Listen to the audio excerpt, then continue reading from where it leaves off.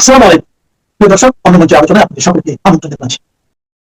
বাংলাদেশের কারাগারগুলোতে ধারণ ক্ষমতার দ্বিগুণেরও বেশি বন্দী রয়েছে। গত 18 আগস্ট সংবাদ সম্মেলনে এমন ভয়াবহ চিত্র তুলে ধরেছিলেন আইজি প্রিজেন্স।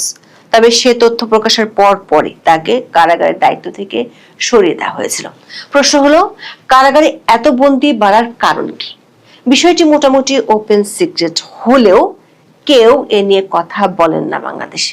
সংশ্লিষ্ট একাধিক সূত্র বলছে, দ্বিগুণের থেকেও অনেক বেশি বন্দী যে এখন বাংলাদেশের কারাগারগুলোতে আছে, তাদের বড় অংশই আওয়ামী লীগের নেতা কর্মী সমর্থক। এমন পরিস্থিতিতে আন্তর্জাতিক মানবাধিকার সংস্থা হিউম্যান রাইটস ওয়াচ বা HRW অভিযোগ করেছে, বাংলাদেশের সাবেক আওয়ামী লীগ সরকারের সঙ্গে সংশ্লিষ্ট রাজনৈতিক নেতা কর্মী সহ অন্যদের দীর্ঘদিন বিনা বিচারে আটক রাখা হয়েছে। 23 আগস্ট সংস্থাটির এক প্রতিবেদন বিপুল সংখ্যায় রাজনৈতিক বন্দীকে বিনা বিচারে আটকে রাখা নিয়ে গভীর উদ্বেগ প্রকাশ করেছে, যেখানে বলা হয়েছে 24 আগস্টের পর থেকে আওয়ামী লীগের হাজার হাজার নেতা কর্মী ও সমর্থকদের গ্রেপ্তার করা হয়েছে। এদের মধ্যে শত শত মানুষ কোনো ধরনের অভিযোগ ছাড়াই এখনো কারাগারে আছেন।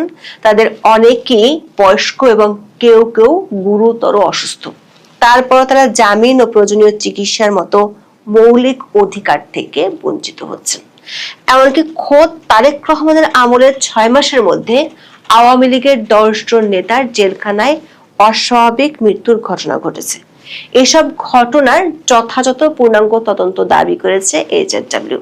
প্রশ্ন হলো, বাংলাদেশে গত 2 বছর ধরে রাজনৈতিক দমন পীড়ন চললেও হঠাৎ করে হিউম্যান রাইটস ওয়াচের মতো আন্তর্জাতিক প্রভাবশালী সংগঠন এমন ভাবে বিষয়টি সামনে আনলো কেন? সূত্রগুলো বলছে, বিষয়টি নিয়ে আরো কয়েকটি আন্তর্জাতিক সংস্থা সোচ্চার হতে পারে। বিশেষ করে সামনের মাসে জাতিসংঘের সাধারণ পরিষদের সম্মেলন উপলক্ষে বাংলাদেশের প্রধানমন্ত্রী তারেক রহমানের নিউ ইয়র্ক সফরের আগে আন্তর্জাতিক একাধিক সংস্থার এ নিয়ে রিপোর্ট আলোর মুখ দেখতে পারে। বিস্তারিত জানতে চলুন যাওয়া যাক বিশ্লেষণে।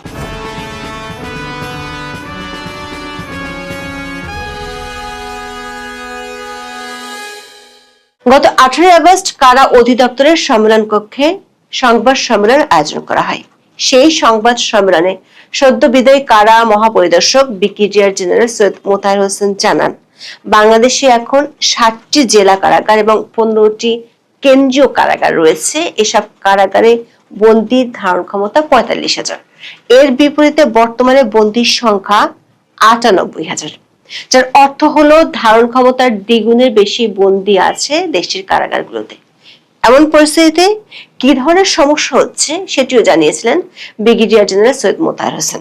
বলেছিলেন, ধারণ ক্ষমতার সমস্যার কারণে অনেক দুর্ধর্ষ আসামিকে আলাদা করে রাখা যাচ্ছে না।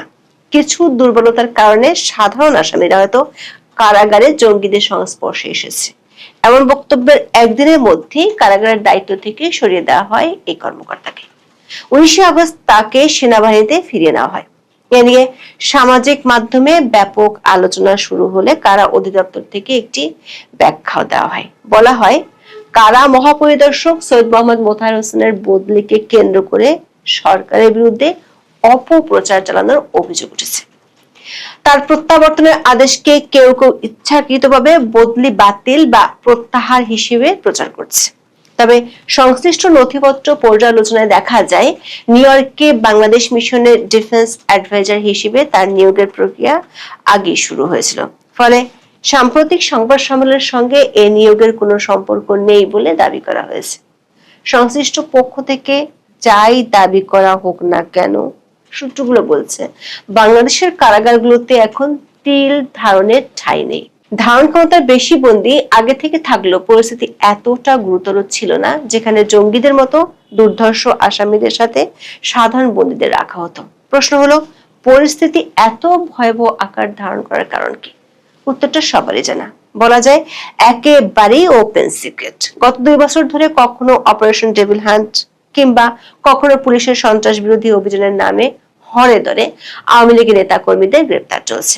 মুক্তিযুদ্ধের স্মৃতি বিজড়িত 32 নম্বরের কেউ শ্রদ্ধা জানাতে গেলে, এমনকি স্কুল কলেজের কিশোররা পর্যন্ত জয় বাংলা স্লোগান দিলে কিংবা নিজ বাসায় জড়ো হয়ে স্মৃতিচারণের ঘটনা গ্রেপ্তারের ঘটনা ঘটেছে।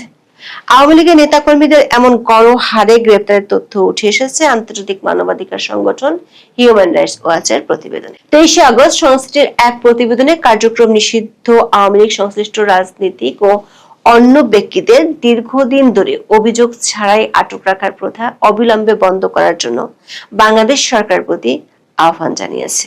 একই সঙ্গে কারাগারে মৃত্যুর ঘটনাগুলোর স্বাধীন তদন্ত, নির্দোষ হিসেবে বিবেচিত হওয়ার অধিকার এবং ন্যায্য বিচারের অধিকার নিশ্চিত করার দাবি জানিয়েছে সংস্থাটি। এইচআরডব্লিউ সুনির্দিষ্টভাবে 3টি অভিযোগ এনেছে। এগুলো হলো আওয়ামী লীগের বন্দীদের জামিন দেওয়া হচ্ছে না এবং তারা চিকিৎসা পাচ্ছেন না।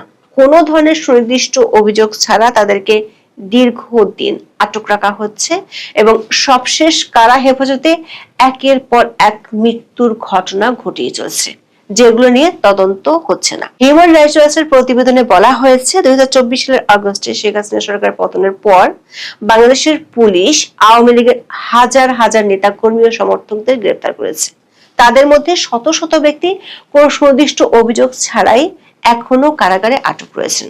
হিউম্যান রাইটস ওয়াচের এশিয়া বিভাগের পরিচালক ইলাইন পিয়ারসন বলেন, এক সরকারের পর আরেক সরকারের আমলে শত শত বিরোধী রাজনৈতিক দলের সদস্যকে প্রমাণ ও যথাযথ আইনি প্রক্রিয়া ছাড়াই কারাগারে রাখা হয়েছে। তারেক রহমানের সরকার সংস্কারের প্রতিশ্রুতি দিয়েছে উল্লেখ করে তিনি বলেন, প্রথম পদক্ষেপ হিসেবে রাজনৈতিক বিরোধীদের দীর্ঘদিন নির্বিচারে আটক বন্ধ করা উচিত। হিউম্যান রাইটস ওয়াচ বলেছে, শেখ হাসিনা সরকার আমলে সংগঠিত গুরুতর মানবাধিকার লঙ্ঘনের সঙ্গে কিছু কর্মকর্তারা জড়িত থাকার প্রমাণ থাকতে পারে, তবে আন্দোলনকারীদের হত্যার অভিযোগে অনেককে গ্রেপ্তার করা হয়েছে যাদের বিরুদ্ধে স্পষ্ট প্রমাণ নেই। অভিযোগ ছাড়াই আটক ব্যক্তিদের মধ্যে শেখ হাসিনা সরকারের সাবেক আওয়ামী লীগের সংসদ সদস্য, তার সরকারের সমর্থক, সাবেক আইন প্রণেতা এবং আওয়ামী লীগ সরকারের পক্ষে থাকা কর্মী, সমর্থক ও সাংবাদিকেরাও রয়েছেন। হিউম্যান রাইটস ওয়াচ আন্তর্জাতিক অপরাধ ট্রাইব্যুনাল বা আইসিটিতে অভিযোগ গঠন ছাড়াই মানুষকে আটকে রাখার বিষয়ে উদ্বেগ জানিয়েছে। দর্শক, বাংলাদেশের আন্তর্জাতিক অপরাধ ট্রাইব্যুনাল আন্তর্জাতিক অপরাধের বিচার করে থাকে। এই ট্রাইব্যুনালের নিয়ম অনুযায়ী লিখিতভাবে উল্লেখ করা ব্যতিক্রমী পরিস্থিতি ছাড়া 1 বছরের বেশি সময় অভিযোগ ছাড়াই কাউকে আটক রাখার সুযোগ নেই। কিন্তু হিউম্যান রাইটস ওয়াচের মতে আইসিটি 160 জনের বেশি মানুষকে আটক রেখেছে এবং তাদের কাউকে জামিন দেয়নি।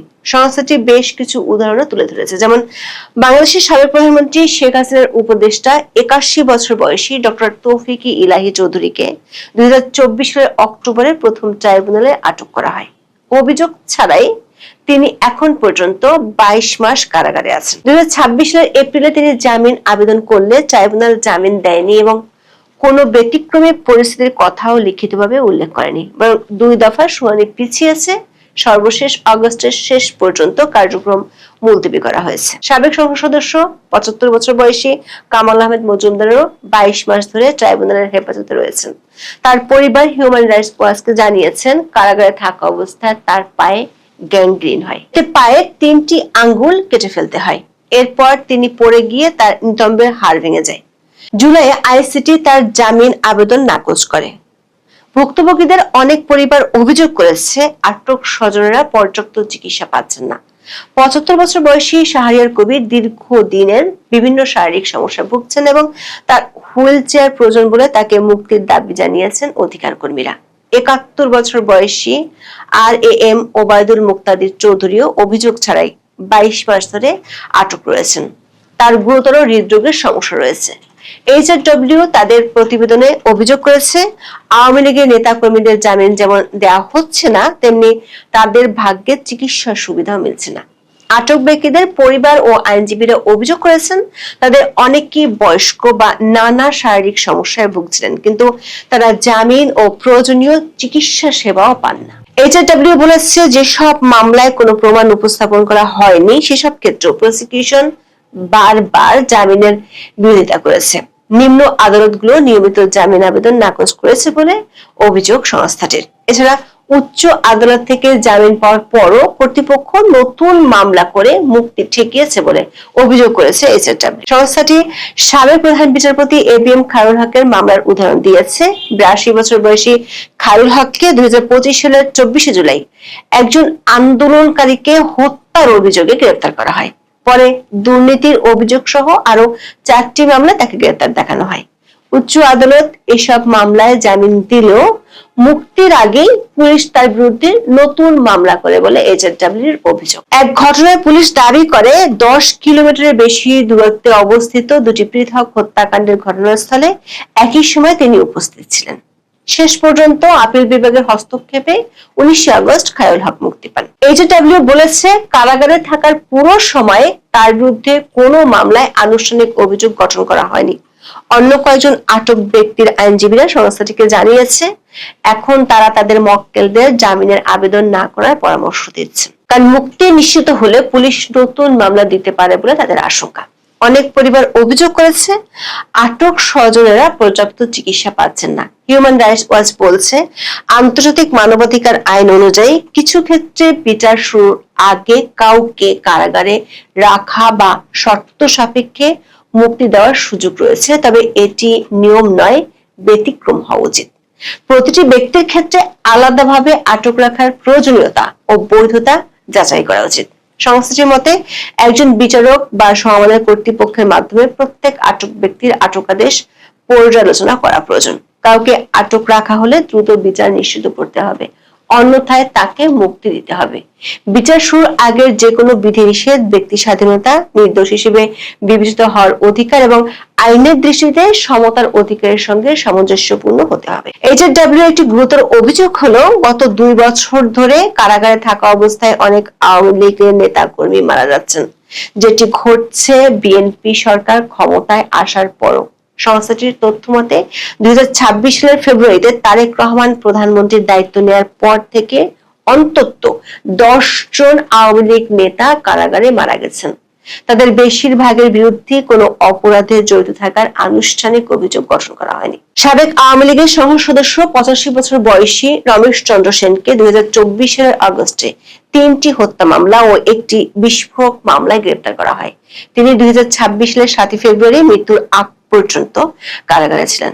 তার পরিবারের দাবি, তাকে যথাযথ ঔষধ দেওয়া হয়নি এবং জামিনও দেওয়া হয়নি। একই ধরনের উদ্বেগ রয়েছে জামালপুর জেলা আওয়ামী লীগের সদস্য 65 বছর বয়সী এসএম জিয়াউল হক জিয়ার মৃত্যুর ঘটনাতেও। 6 জানুয়ারি তাকে আটক করার সময় তিনি অসুস্থ ছিলেন। জামিন না পাওয়ার পর 14 এপ্রিল তিনি মারা যান। হিউম্যান রাইটস ওয়াচের এশিয়া বিষয়ক পরিচালক ইলাইন পিয়ারসন বলছেন, অভিযোগ গঠনের আগে বয়স্ক ব্যক্তিরা কারাগারে মারা যাচ্ছেন, এমন একটি বিচার ব্যবস্থা প্রাক বিচার আটককে যে ব্যতিক্রমী ব্যবস্থা হিসেবে বিবেচনা করা উচিত তা করছে না। বাংলাদেশ সরকার উচিত তাদের আমলে কারাগারে ঘটে যাওয়া সব মৃত্যুর স্বাধীন তদন্তের নির্দেশ দেওয়া এবং অভিযোগ ছাড়াই দীর্ঘ সময় ধরে নির্বিচারে মানুষকে আটক রাখা বন্ধ করা। একাধিক সূত্র বলছে, বাংলাদেশের রাজনৈতিক এই দমন পীড়ন ও নির্যাতনের অভিযোগে আরো বেশ কয়েকটি আন্তর্জাতিক সংস্থা তাদের প্রতিবেদন তুলে ধরতে পারে। আগামী 21শে সেপ্টেম্বর জাতিসংঘের সাধারণ পরিষদের সম্মেলনে যোগ দিতে বাংলাদেশের প্রধানমন্ত্রী তারেক রহমান নিউ ইয়র্কে যাবেন। তার আগে একাধিক আন্তর্জাতিক মানবাধিকার সংস্থা এসব রিপোর্ট প্রকাশ করতে পারে। সংশ্লিষ্ট সূত্রগুলো বলছে, বাংলাদেশে বিএনপি সরকার ক্ষমতায় আসার পর থেকে আইন শৃঙ্খলা পরিস্থিতির অবনতি হওয়ার ব্যাপারটা বেশ দৃশ্যমান। বিশেষ করে ভয়াবহ রকমের খুনের ঘটনা বাড়ছে। গত 3 মাসে দেশটিতে খুনের নথিভুক্ত মামলা 934টি, যার অর্থ হলো গড়ে প্রতি মাসে খুনের মামলার সংখ্যা 311। অনেক ক্ষেত্রে আসল অপরাধী ধরতে ব্যর্থ হওয়ার পর পুলিশের বিরুদ্ধে নাটক সাজানোর অভিযোগ উঠে আসছে। এমন পরিস্থিতিতে রাজনৈতিক প্রতিপক্ষকে গ্রেপ্তার, তাদের বিনা বিচারে দিনের পর দিন আটকে রাখা, জামিন না দেওয়া ও চিকিৎসা না দেওয়ার অভিযোগ নিয়ে মুখ খুলছে আন্তর্জাতিক সংস্থাগুলো।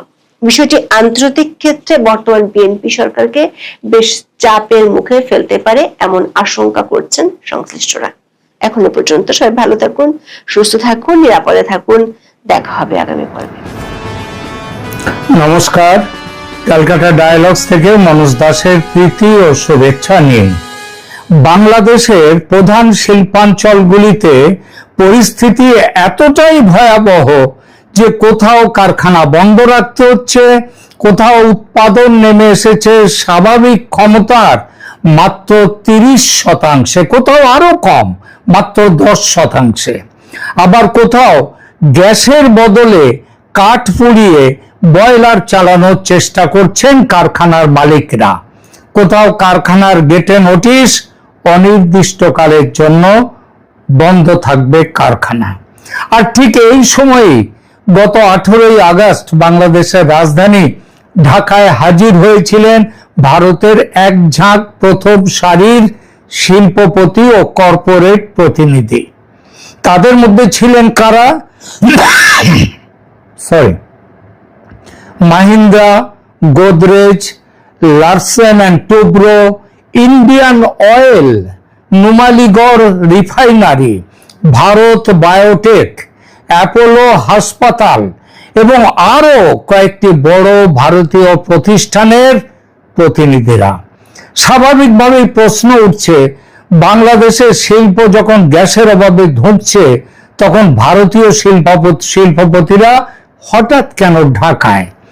বাংলাদেশের বিপর্যস্ত শিল্পগুলিকে সাহায্য করতে, নতুন বাজার ধরতে, বাংলাদেশের সস্তা শ্রম ও পরিকাঠামোর সুযোগ নিতে, নাকি রাজনৈতিক সম্পর্কের দরজা যেটা তারেক রহমান ক্ষমতায় বসে বন্ধ করতে চাইছেন গত 6 মাস ধরে, সেখান থেকে তাকে ফেরাতে এটা ছিল আসলে ভারত সরকারের ব্যবস্থাপনায় তৈরি ভারতীয় শিল্পপতিদের একটি নিয়োজিত সফর, যার রাজনৈতিক গুরুত্ব অনেক। সময়টা খেয়াল করুন, 18ই আগস্ট ছিল তারেক রহমানের ভারত সফর নিয়ে যখন আলোচনা প্রবল হয়ে উঠেছিল, এবং পজিটিভ আলোচনা। এটা সেই সময়ের কথা। সেই আবহে শিল্পপতিদের ঢাকা সফর দিয়ে ভারত সরকার বার্তা দিতে চেয়েছিল, আমরা বন্ধু, বন্ধু ভেবে হাত ধরো, জান কবুল তোমার জন্যে। সে হাত ধরেনি ঢাকা, আর তার পরিণাম আজ অন্ধকারে ডুবছে বাংলাদেশ। প্রথমেই বাংলাদেশের বিদ্যুৎ সংকটের কথা তো আপনারা জানেন, নতুন করে বলার কিছু নেই। আর এই পরিসংখ্যানের কচকচিতে আমি যাচ্ছি না। আমার যেটা বক্তব্য সেটা হলো যে বাংলাদেশের এমনকি ঢাকা শহরে পর্যন্ত দিনে, বাংলাদেশের ঢাকা তো খুব কম, ন্যাচারালি রাজধানী, সেখানে বিদ্যুৎ কাটাগুলো কম হয়, কিন্তু তা সত্ত্বেও গ্রামে গঞ্জে এবং ঢাকা সেখানে গ্রামে গঞ্জে ছোট শহরে অনেক জায়গায় দিনে 15 থেকে 20 ঘন্টা পর্যন্ত বিদ্যুৎ কাটা চলছে। অর্থাৎ বিদ্যুৎবিহীন অন্ধকারে মানুষকে থাকতে হচ্ছে। বাংলাদেশের গ্যাস সংকটের প্রকৃত ছবিটা কি? বাংলাদেশের দৈনিক গ্যাসের চাহিদা, এখানে একটু আমাকে পরিসংখ্যান আনতেই হচ্ছে, যে গ্যাসের চাহিদা দৈনিক 380 থেকে 400 কোটি ঘনফুট কিউবিক ফিট। স্বাভাবিক অবস্থাতেও যখন কোনো প্রবলেম নেই বাংলাদেশের, তখনও সরবরাহ থাকে 260 কোটি ঘনফুটের কাছাকাছি। অর্থাৎ স্বাভাবিক অবস্থাতেও প্রতিদিনের স্বাভাবিক ঘাটতি প্রায় 120 থেকে 140 কোটি ঘনফুট, যা মোট চাহিদার প্রায় 1/3। এই পুরনো ঘাটতির ওপরে নতুন বিপর্যয় নামিয়ে এনেছে মহেশখালীর দুটো ভাসমান এলএনজি টার্মিনালের বারবার বিকল হয়ে যাওয়া। 21শে জুলাই মার্কিন সংস্থা এক্সেলারেট এনার্জি পরিচালিত এলএনজি টার্মিনালে আগুন ধরে যায় এবং প্রযুক্তিগত গোলযোগ দেখা দেয়। এক ধাক্কায় ওই ন্যাশনাল গ্রিড বা জাতীয় গ্রিডে দৈনিক প্রায় 45 কোটি ঘনফুট গ্যাস সরবরাহ পুরো বন্ধ হয়ে যায়। টার্মিনালটি আংশিকভাবে পরবর্তী সময়ে চালু করা হলেও আবার দেখা দেয় সেখানে প্রযুক্তিগত ত্রুটি, কখনো এলএনজি কার্গোর অভাব, কখনো যান্ত্রিক সমস্যা, আবার কখনো উত্তাল সমুদ্রের কারণে ট্যাঙ্কারকে টার্মিনালের সঙ্গে যুক্ত করা যায়নি। অন্যদিকে সামিটের ভাসমান টার্মিনালও প্রতিকূল আবহাওয়ার কারণে কয়েক দফায় সরবরাহ বন্ধ করতে বা কমাতে বাধ্য হয়েছে। ফলে আগস্টের মাঝামাঝি সময়ে বাংলাদেশের জাতীয় গ্রিডে গ্যাস সরবরাহ এক পর্যায়ে দৈনিক মাত্র 173 থেকে 218 কোটি ঘনফুটের মধ্যে নেমে আসে, যেখানে চাহিদা হচ্ছে প্রায় 400 কোটি ঘনফুট। অর্থাৎ কোনো কোনো দিনে প্রয়োজনের অর্ধেক গ্যাসও পাওয়া যায়নি। 22 আগস্ট এক্সেলারেটেড টার্মিনাল আবার আংশিকভাবে উৎপাদনে ফেরার পর সরবরাহ প্রায় 230 কোটি ঘনফুটে উঠেছে, মানে এখনো ঘাটতি প্রায় 200 কোটি ঘনফুট। অতএব পরিস্থিতির কিছুটা উন্নতি হয়েছে, এটাই বড় জোর বলা যায়। কিন্তু এটাও মনে রাখতে হবে, প্রায় 400 কোটি ঘনফুট চাহিদার তুলনায় 230 কোটি ঘনফুট সরবরাহ মানে এখনো প্রতিদিন 150 কোটি ঘনফুটের বেশি বিশাল ঘাটতি। সুতরাং টার্মিনাল আংশিক চালু হয়েছে মানে সংকট কেটে গেছে, এমনটা যারা ভাবছেন সম্পূর্ণ ভুল ভাবছেন। এবার দেখা যাক এই ঘাটতি শিল্পাঞ্চলে কি ধরনের পরিস্থিতি তৈরি করেছে। গাজীপুর বাংলাদেশের বৃহত্তম শিল্প কেন্দ্রগুলোর একটি। সেখানে দৈনিক প্রায় 55 কোটি ঘনফুট গ্যাসের প্রয়োজন হলেও পাওয়া যাচ্ছিল মাত্র 25 থেকে 30 কোটি ঘনফুট, অর্থাৎ ঘাটতি 45% বেশি, প্রায় অর্ধেকের মতো। গ্যাসের অভাবে গাজীপুরের প্রায় 17 থেকে 18% কারখানা, এটা সরকারি হিসেবে, কয়েকদিনের জন্য উৎপাদন বন্ধ ঘোষণা করতে বাধ্য হয়েছিল। হাজার হাজার শ্রমিককে সাময়িকভাবে বাড়ি পাঠিয়ে দেয়া হয়।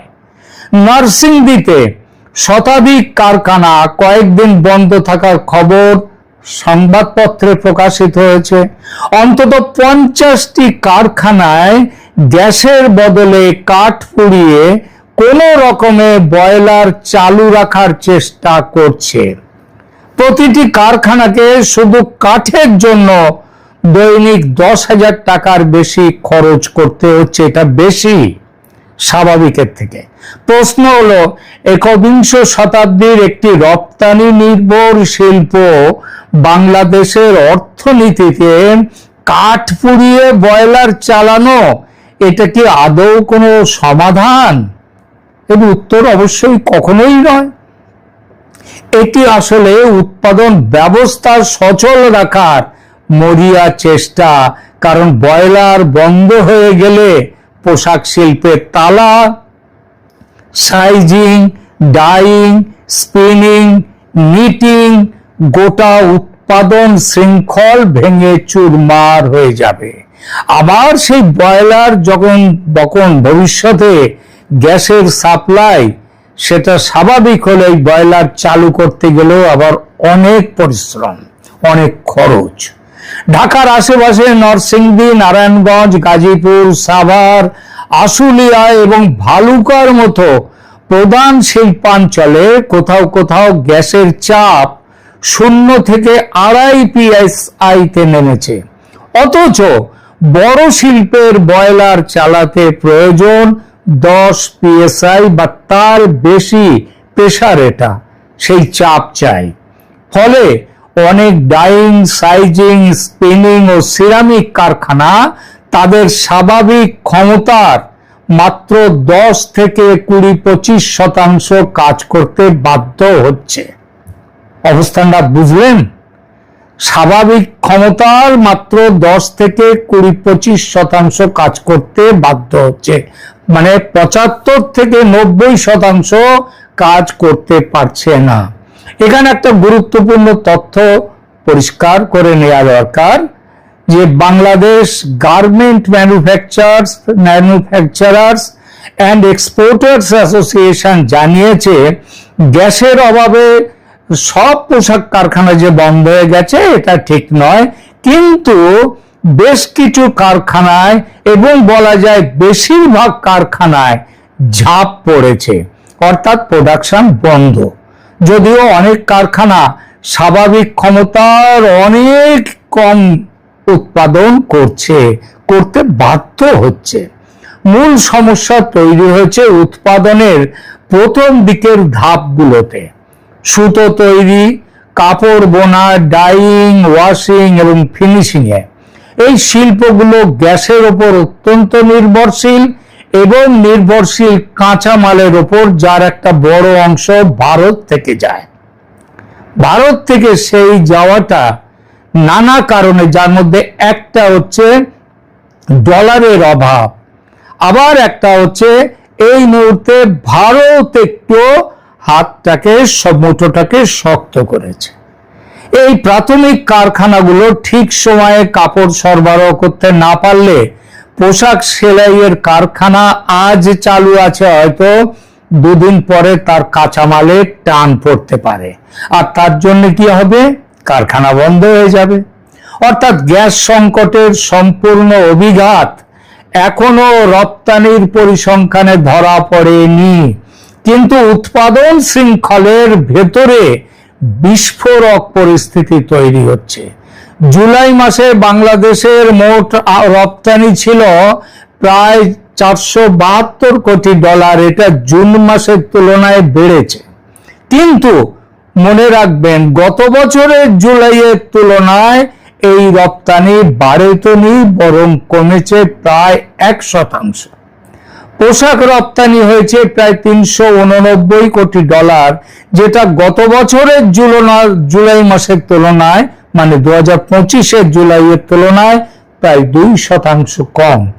আর 2024-এর জুলাইয়ের তুলনায়, তখন গোলমাল চলছিল বাংলাদেশে, তার তুলনায় এটা 5% কম। ওভেন পোশাকের রপ্তানি কমেছে প্রায় 3.16% এবং নিটওয়্যার কমেছে প্রায় 1%-এর বেশি। এই পরিসংখ্যানকে এখনই ধস বা মহাধস বলা যাবে না, এটা ঠিক, কিন্তু বিপদটা তো অন্য জায়গায়। বিদেশি ক্রেতার কাছে পোশাকের দাম একমাত্র বিবেচ্য নয়, নির্ধারিত দিনে পণ্য পৌঁছে দেয়া বেশি গুরুত্বপূর্ণ। গ্যাসের অভাবে উৎপাদন বিলম্বিত হচ্ছে, কারখানাকে অনেক বেশি খরচ করতে হচ্ছে এবং সময় না থাকায় বিমানে পণ্য পাঠাতে হচ্ছে। কখনো কখনো জরিমানা পর্যন্ত দিতে হচ্ছে পোশাক কারখানাগুলোকে। কখনো অর্ডার বাতিল হয়ে যাচ্ছে, আর বারবার এমন হলে আন্তর্জাতিক ক্রেতা চলে যাবে অন্য জায়গায়, ভারতে, ভিয়েতনামে, কম্বোডিয়া, ইন্দোনেশিয়া, তাদের দিকে। একবার অর্ডার যদি অন্য দেশে চলে যায়, তা ফিরিয়ে আনা খুব খুব কঠিন। আর এখানেই আসে কর্মসংস্থানের প্রশ্ন। খুব বেশি কারখানা স্থায়ীভাবে বন্ধ হয়েছে কি হয়নি এটা বলে স্বস্তি পাওয়া যেতে পারে, কিন্তু যদি উৎপাদন 30, 50 বা 70% নেমে আসে, তাহলে মালিকের পক্ষে সমস্ত শ্রমিককে দীর্ঘদিন পুরো মজুরি দিয়ে রাখা সম্ভব হবে না। প্রথমে ওভারটাইম বন্ধ হবে, তারপর অস্থায়ী শ্রমিকরা বাদ পড়বে, তারপর বাধ্যতামূলক ছুটি, বেতন বকেয়া এবং শেষ পর্যন্ত ছাঁটাই। কারখানার গেট তালাবন্ধ। বাংলাদেশের পোশাক শিল্পে প্রায় 40 লক্ষ মানুষের প্রত্যক্ষ কর্মসংস্থান, তারা সরাসরি কাজ করে, আর পরোক্ষভাবে এই পরিবহন, প্যাকেজিং, খাবারের দোকান, বাড়ি ভাড়া, ছোট ব্যবসা সহ কয়েক কোটি মানুষের জীবন এই শিল্পের উপর নির্ভরশীল। তাই গ্যাস সংকট, বিদ্যুৎ সংকট শুধু শিল্প মালিকের সমস্যা নয়, এটা বাংলাদেশের অর্থনৈতিক সামাজিক স্থিতিশীলতারও প্রশ্ন। এবার আসা যাক ভারতের প্রসঙ্গে, ভারতীয় শিল্পপতিদের ঢাকা সফর প্রসঙ্গে। 18 August confederation of Indian industry বা সিআইআই এর একটি উচ্চ পর্যায়ের প্রতিনিধি দল বাংলাদেশে গিয়েছিল। সেখানে তাদের প্রতিমন্ত্রী শ্যামা ওবায়েদ ইসলামের সঙ্গে বৈঠক করে। প্রতিনিধি দলে যারা ছিল তাদের নাম আগেই বলেছি। এই তালিকাটা, সেই তালিকাটা খুব মন দিয়ে আরেকবার শুনবেন। এখানে গাড়ি আছে, পেট্রোলিয়াম ও জ্বালানি আছে, ভারী পরিকাঠামো আছে, শিল্পের বয়লার ও শক্তি সাশ্রয়ী প্রযুক্তি আছে, স্বাস্থ্য পরিষেবা আছে, ওষুধ আছে, ভোগ্য পণ্য আছে। অর্থাৎ দলটা শুধু সৌজন্য সফরে যায়নি, আর রাজনৈতিক সফরে গিয়ে থাকলেও ভারত সরকারের নির্দেশে দুদেশের সম্পর্ক উন্নয়নের উদ্দেশ্যে এবং বাংলাদেশের বাজার, জ্বালানি সংকট, স্বাস্থ্য পরিষেবা, শিল্প পরিকাঠামো এবং ভবিষ্যৎ বিনিয়োগ সব ক্ষেত্রেই তাদের নজর রাখার উদ্দেশ্য নিয়ে তারা ঢাকা গিয়েছিলেন। অর্থাৎ এক কথায় বাংলাদেশকে সব দিক দিয়ে সাহায্য করবার জন্য তৈরি হয়ে ভারত সরকার এই সিআইআই কে পাঠিয়েছিল। বাংলাদেশের সরকারি বিবৃতি বলছে, নতুন সরকার বাণিজ্য বিনিয়োগে ভবিষ্যৎমুখী অবস্থান নিয়েছে এবং ভারতীয় শিল্প মহল পারস্পরিক লাভজনক অর্থনৈতিক সহযোগিতার সুযোগ অনুসন্ধান করতে গেছিল। এই বিবৃতির ভাষা কূটনৈতিক, কিন্তু তার অন্তর্নিহিত বার্তা যথেষ্ট স্পষ্ট। বাংলাদেশের এখন বিনিয়োগ প্রয়োজন, নির্ভরযোগ্য জ্বালানি প্রয়োজন, শিল্প প্রযুক্তি প্রয়োজন, পেট্রোলিয়াম সরবরাহ প্রয়োজন, বিদ্যুৎ ও পরিবহন পরিকাঠামো উন্নত করা প্রয়োজন, আর ভারতের শিল্প সংস্থাগুলির প্রয়োজন বাংলাদেশের 18 কোটি মানুষের বাজার, সস্তা উৎপাদনের সুযোগ। ভারতীয় শিল্পপতিরা বাংলাদেশের সম্ভাবনা দেখতে গিয়েছিলেন। যেখানে সংকট থাকে সেখানে বিনিয়োগের সুযোগ থাকে। এই জন্য তো ইন্ডিয়ান অয়েল গিয়েছিল, নুমালীগড়ের রূপি রিফাইনারি তারাও দেখতে গিয়েছিল। কিন্তু বাংলাদেশ সরকার, তারেক রহমান এই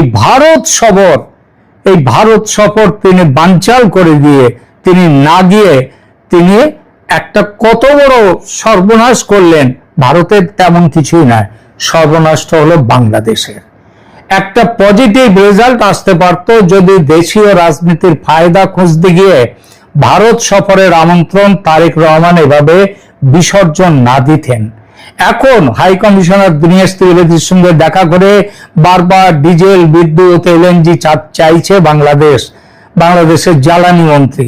গত 6 আগস্ট তারা এটা বলেছেন। আজ অব্দি ভারত সেই ব্যাপারে কোনো কথা বলেনি। একটা কথা ভাবুন তো, যদি তারেক রহমান 23 থেকে 25 আগস্ট এতে যদি তিনি যেতেন, কিংবা এখনো যদি তিনি বলতেন যে 30 আগস্টের মধ্যেই 31 আগস্টের মধ্যেই তিনি যাবেন ঢাকা দিল্লি সফরে, তাহলেও কথা ছিল। আপনাকে বলে রাখলাম, 2 দিনের মধ্যেই জ্বালানি, বিদ্যুৎ সব ব্যাপারে ভারত সাহায্যের হাত বাড়িয়ে দিত। কিন্তু তা তো করেনি। অর্থাৎ নিজের পায়ে নিজে কুড়ুল মেরেছে বাংলাদেশ সরকার, তারেক রহমানের সরকার। কি আর করা যাবে? তালি দিতে গেলে একটা নয়, 2টো হাতের প্রয়োজন হয়। তারেক সরকার হাত বাড়াবেন না এটা ঠিক করে নিয়েছেন ভারতের দিকে। ফল যা হওয়ার তাই হচ্ছে। বাংলাদেশ তার অর্থনীতি নিয়ে অন্ধকারে ডুবছে এবং মানুষ প্রচন্ড কষ্টের মধ্যে দিন কাটাচ্ছে। এই তো হলো অবস্থা। এই সফর, এদেরকে এই বাংলাদেশ সরকারকে মনে রাখতে হবে যে গ্যাসের পাইপলাইনে দেশপ্রেম বা ভারত বিরোধিতার স্লোগান প্রবাহিত হয় না, সেখানে গ্যাসই দরকার। আর কারখানা শ্রমিকের কাছে ভূ রাজনীতির বড় কথা নয়, মাসের শেষে কাজ আর বেতনটাই শেষ কথা। আজকের সবচেয়ে বড়